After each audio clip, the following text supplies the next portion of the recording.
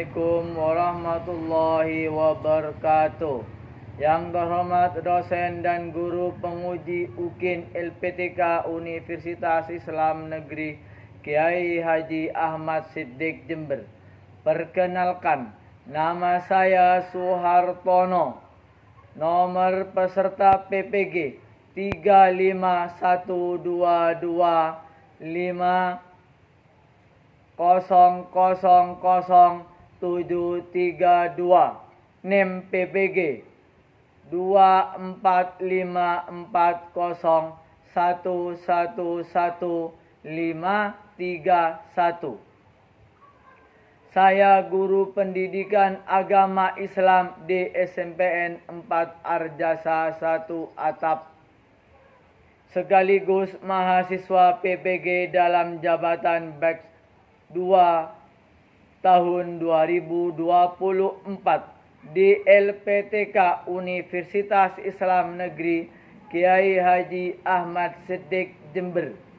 Pada hari ini, hari Kamis tanggal 30 Januari, saya akan melaksanakan per-teaching dalam ujian kinerja sebagai rangkaian kegiatan PPG dalam jabatan batch 2 tahun 2024 di kelas 7 mata pelajaran PAI dengan tema Qada dan Qadar.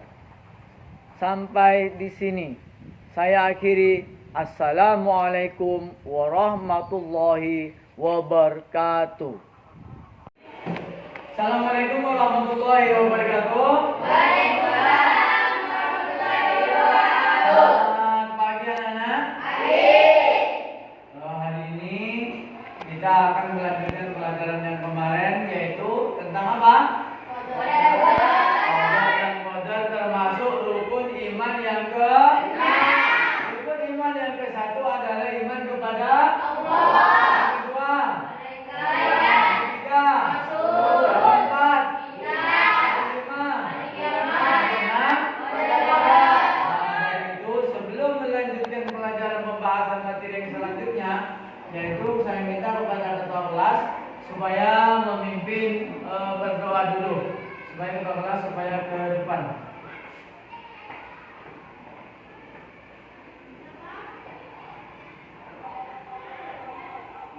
Segera dimulai.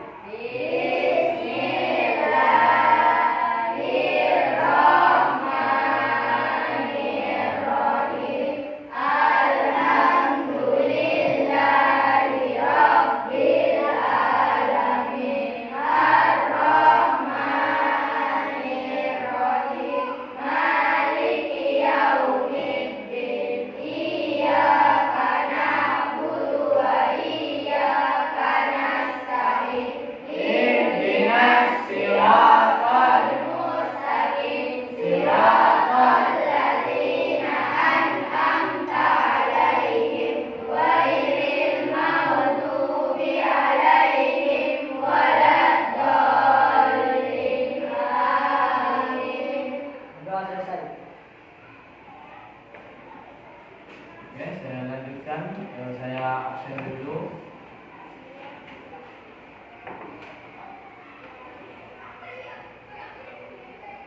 Lucy, Faisal, Rahmat, Ayu,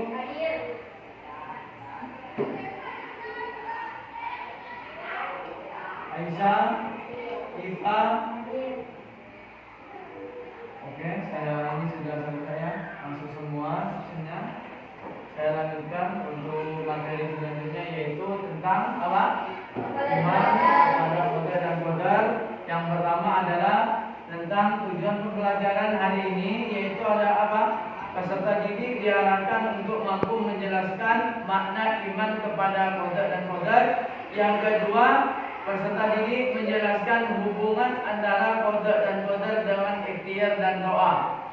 Yang ketiga adalah peserta didik mendeskripsikan bukti beriman kepada Qada dan Qadar. Yang keempat, peserta didik membuat bagian atau infografis tentang iman kepada Qada dan Qadar. Iman kepada qada dan qadar termasuk rukun iman yang ke? Apa yang dikatakan iman? Ayo, siapa yang bisa menjawab? Yang tahu? Ayo, apa Iva? Iman kepada qada dan qadar adalah keyakinan kita sebagai seorang muslim bahwa Allah Subhanahu wa taala telah menentukan segala sesuatu yang terjadi di dunia ini. Bagus, diulang dulu. Selanjutnya, apa yang dikatakan qadar? Ayo, Aisyah apa? Qadar bersifat tajam saja atau keadaan tidak dapat diubah, sedangkan qadar bersifat halus dan dapat berubah sesuai dengan ikhtiar manusia. Nah, juga bisa hebat, ayo. Iman adalah apa? Percaya. Qada dan qadar itu beda. Kalau qada apa? Ketentuan yang sudah diberikan oleh Allah. Adalah ketentuan yang bisa dirubah tergantungan dari apa? Manusia. Ada yang tahu apa ikhtiar? Ikhtiar adalah usaha yang dilakukan manusia untuk mencapai suatu tujuan. Bagus. Ikhtiar adalah satu tujuan. Ya, mana dulu? Mana semangatmu? Harus lebih semangat ya. Tidak usah malu-malu. Karena sudah bisa apa itu iman, apa qadar dan qadar, apa itu ikhtiar. Ya. Sebelum melanjutkan ke pelajaran selanjutnya, saya akan memutarkan video. Di video ini, ya, nanti kamu akan mengerjakan yaitu apa? Soal project. Ya, nanti kamu lihat di video ini.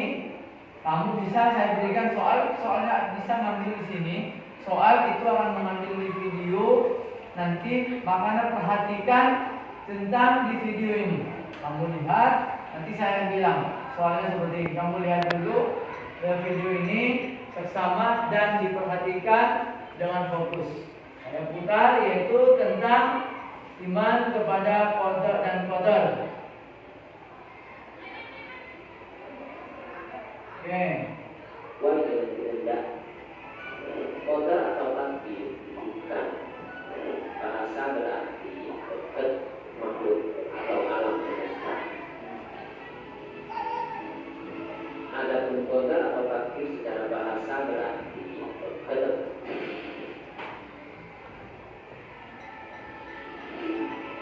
bahasa Arab. Qadar secara bahasa berarti ketetapan, ketentuan, ukuran, tataran atau sifat. Qadar secara istilah yakni ketetapan Allah yang tercatat di Lauhul Mahfuz sejak zaman azali. Ketetapan ini sesuai dengan kehendaknya dan berlaku untuk seluruh makhluk atau alam semesta. Adapun qadar atau takdir secara bahasa berarti ketetapan yang telah terjadi atau keputusan yang diwujudkan. Qadar atau takdir secara istilah adalah ketetapan atau keputusan Allah yang memiliki sifat maha kuasa atau qadir atas segala ciptaannya, baik berupa takdir yang baik maupun takdir yang buruk. Ciptaan Allah adalah terwujud setelah melalui proses alam atau mengikuti hukum skala akibat, seperti wujudnya anak karena adanya orang tua dan wujudnya harta benda karena hasil usaha manusia. Ada dalamnya jika Allah terwujud seketika tanpa proses, seperti wujudnya Nabi Isa tanpa ada bapaknya.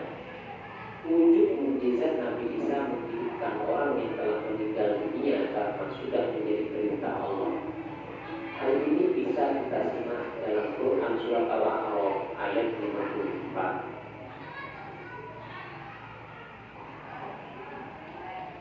Security is everyone's job, but the current security toolset has not been built with modern engineering.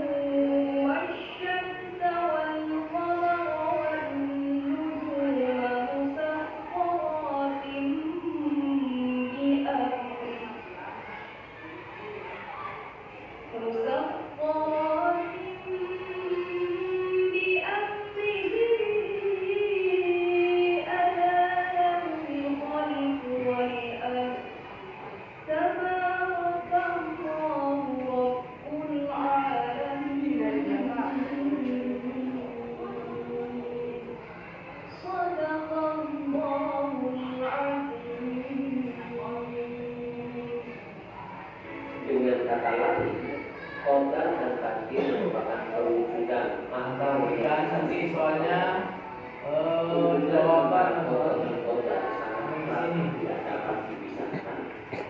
kalau memberikan soal Pasalnya Anda perhatikan bencana dan ketika tidak bencana jelas sudah diperhatikan terjadi, maka kejadian nyata itu dalam video ini saya akan berikan tugas makanya diperhatikan sehari-hari ya. kita terbiasa menggunakan kata-kata takdir, padahal yang dimaksud adalah kodok dan kodar. Sedangkan takdir itu sendiri terbagi ke dalam dua hal. Pertama, takdir mubrom. Takdir mubrom ialah takdir atau ketetapan Allah yang tidak dapat diubah atau tidak dapat diubah oleh siapapun. Contoh takdir mubrom ialah setiap makhluk pasti akan mengalami mati. Contoh lain misalnya, manusia pasti mempunyai akal, pikiran, dan perasaan. Yang kedua, takdir mu'allaq. Takdir mu'allaq ialah takdir yang masih dapat diubah melalui usaha manusia. Setiap hamba diberikan atau kesempatan oleh Allah untuk berusaha mengubah keadaan dirinya menjadi lebih baik. Contoh takdir mu'allaq misalkan Hasan dilanjutkan dalam keluarga yang sederhana. Ia ingin melanjutkan pendidikan ke jenjang yang lebih tinggi. Akan tetapi, ia menyadari bahwa penghasilan orang tuanya sangatlah terbatas.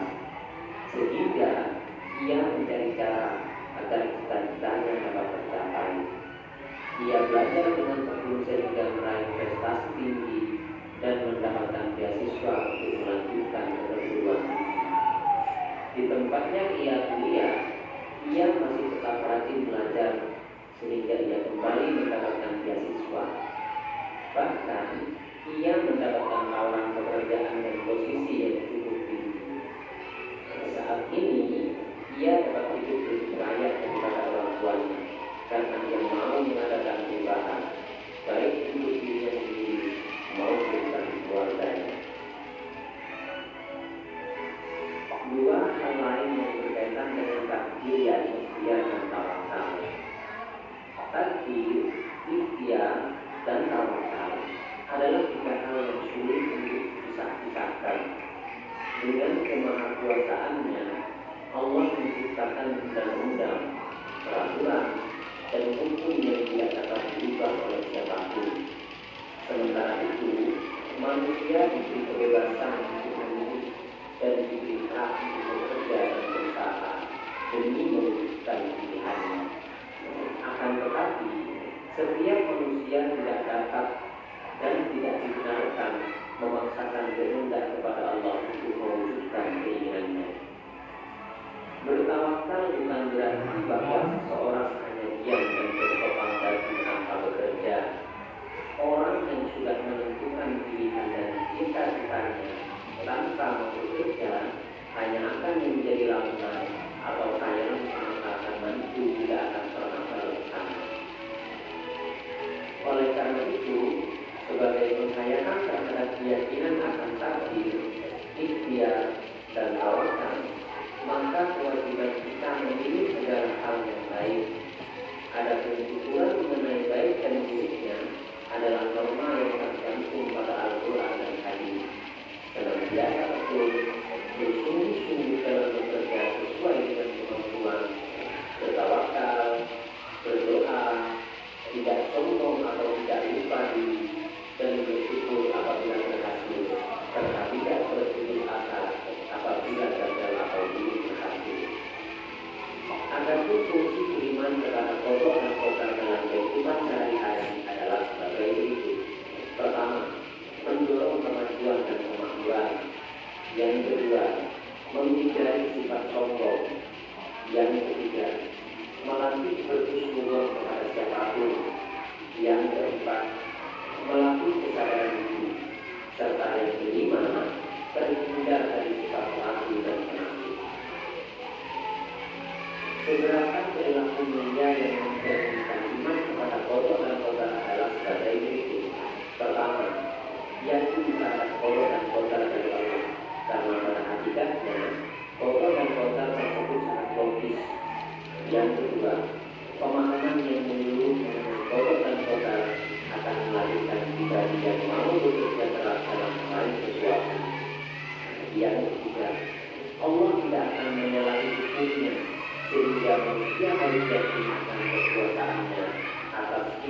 kehidupan ini.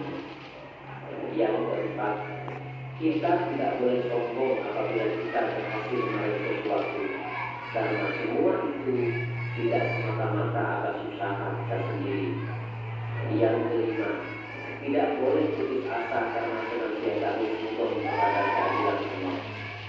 Yang keenam, mampu menyusun strategi khususnya dalam hal pekerjaan sehingga hasilnya efektif dan efisien. Serta yang ketujuh, bersyukur apabila memperoleh rezeki apapun dan senantiasa bersabar dalam menghadapi ujian dan musibah. Hikmah yang dapat dipetik sebagai pelajaran tentang iman kepada Allah dan qadar adalah sebagai berikut. Pertama, Allah telah menggariskan hukumnya dalam qada dan qadar. Dengan pemahaman yang benar, kita mampu menjadi pribadi yang optimis. Yang kedua, dengan memahami qada dan qadar, kita tidak akan memiliki prasangka buruk. Yang ketiga, kita bisa menyadari bahwa Allah telah membekali manusia dengan berbagai perangkat untuk kehidupannya. Yang keempat, kita menyadari bahwa manusia diciptakan berbeda dan tentu memiliki hikmah tersendiri. Yang kelima, dengan memahami qada dan qadar, kita dapat menyadari bahwa segala yang diciptakan dan yang terjadi di dunia ini tidak pernah luput dari kedosaannya.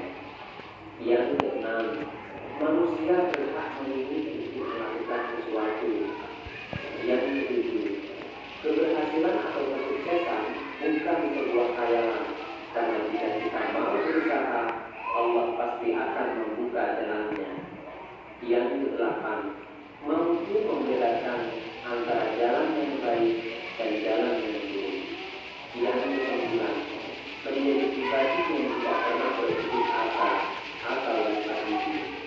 Serta yang ke-10, Allah tidak pernah menjadikan sesuatu dengan sia-sia.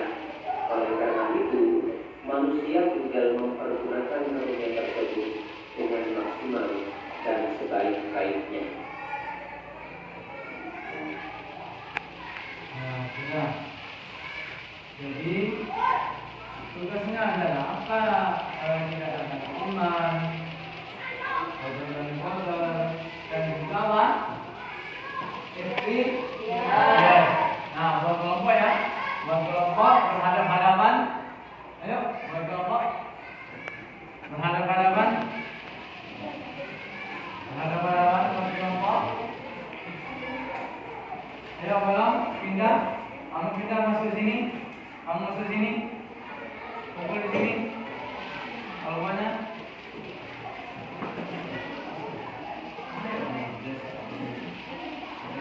Ayo, dipindah kursinya yang rapi.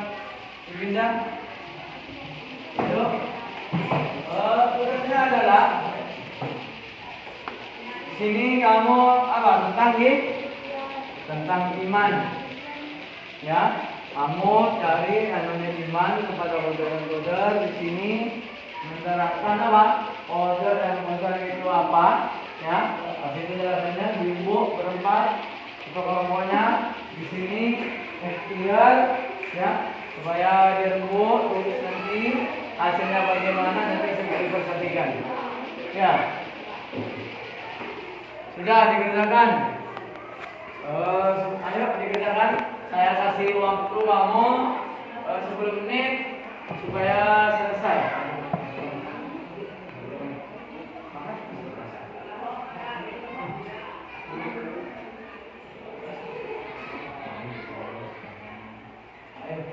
Ayo dirembuk.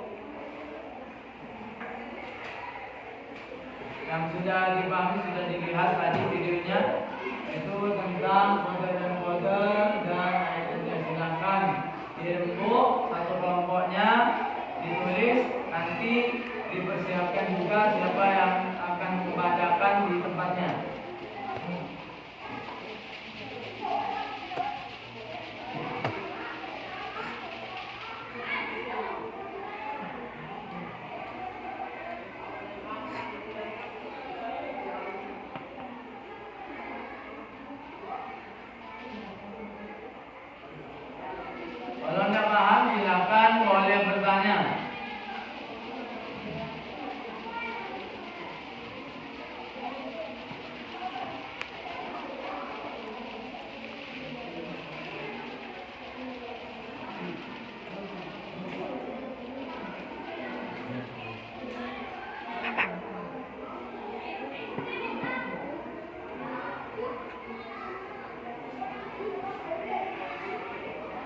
Ya, tuh, langsung tulis.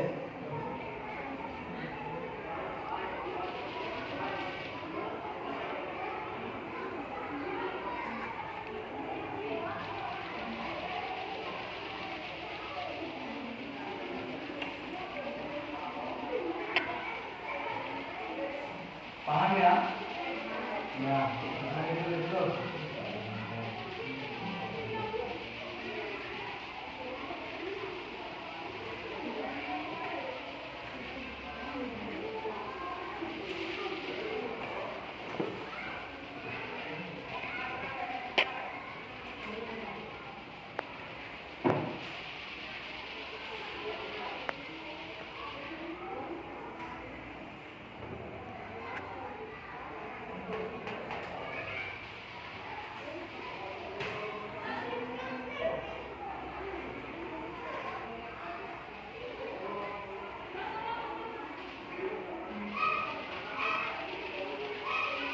Ada yang sudah?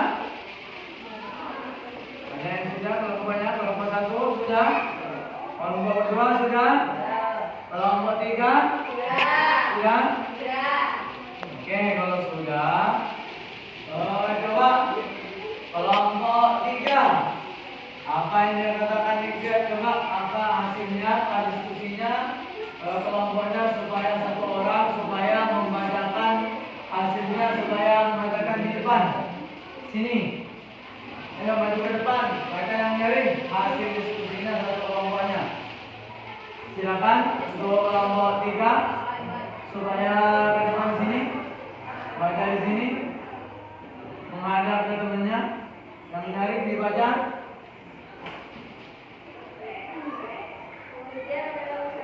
Abel bilang kelompok 3 hasil diskusi.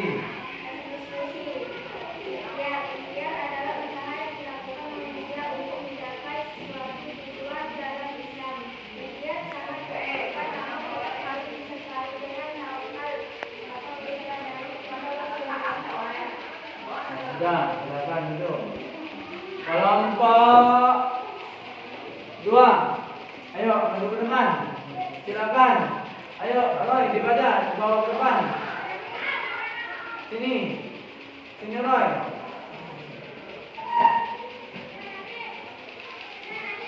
Sini. Katakan sini. Yang nyaring apa hasil diskusinya dari kelompok berapa? Bilang langsung dibacakan.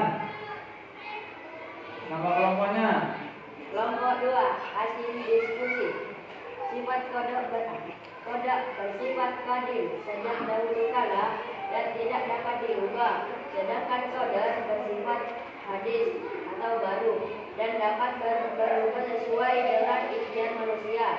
Waktu kodok ditetapkan sejak zaman azali sebelum penciptaan alam semesta. Kodok ditetapkan setelah qadar, yaitu ketika Allah Subhanahu wa taala menentukan bagaimana kodok itu akan terjadi. Paham dulu. Selanjutnya kelompok terakhir. Ayo maju, siapa yang maju? Sini. Sini tengah. Yang nyaring.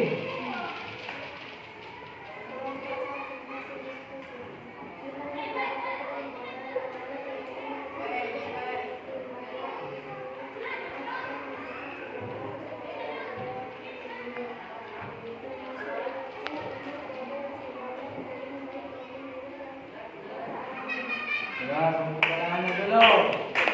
Jadi, ya, mungkin kelompok 2 ada yang mau ditanyakan ke kelompok 3. Tidak ada? Oke, kelompok 1 mungkin mau bertanya. Apa mau bertanya? Ya, silakan. Bisa bertanya kelompok 3. Apa yang mau ditanyakan? Hah? Apa? Dia mau tanya contohnya ikhtiar itu apa? Ketika kita berusaha sekuat tenaga, kita telah menjalankan perintah Allah untuk selalu berbuat baik dan memanfaatkan nikmat yang diberikan. Tepuk tangan untuk kelompok 3 yang jawab. Apa yang contohnya yaitu beriman. Mungkin ada yang lain yang mau bertanya atau Atau mau bertanya kepada kelompok yang lain? Tidak ada ya? Oke. Kalau misalkan tidak ada, apa hasil tentunya? Intinya apa? Intinya apa? Tentang iman. Hasilnya apa? Hasil tentunya. Hasil diskusinya apa tadi? Mungkin kelompok 3. Apa hasil diskusinya? Dilihat, ya, dicermati. Apa? Hasil diskusinya kamu?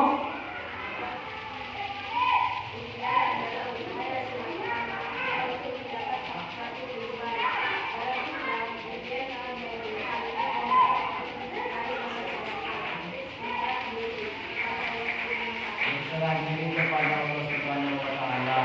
Jadi yang kelima ini tentang hasil diskusinya, tentang fikih, tentang qadar dan qadar itu apa? Yang hari? Silakan. Memiliki keyakinan yang kuat terhadap qadar akan memberikan ketenangan hati. Kita tidak akan terus-menerus merasa khawatir atau cemas akan masa depan. Terus kepulangannya baru semua ada bisa memberikan pertanyaan dan jawabannya masing-masing.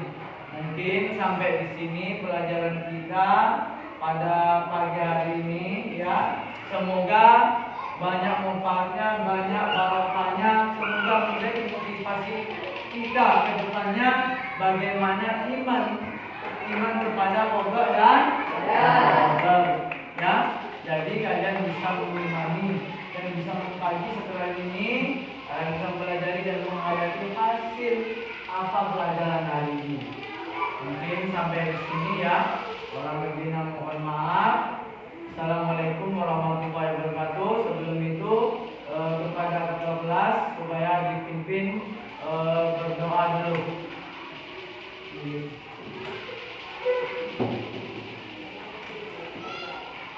Berdoa dimulai.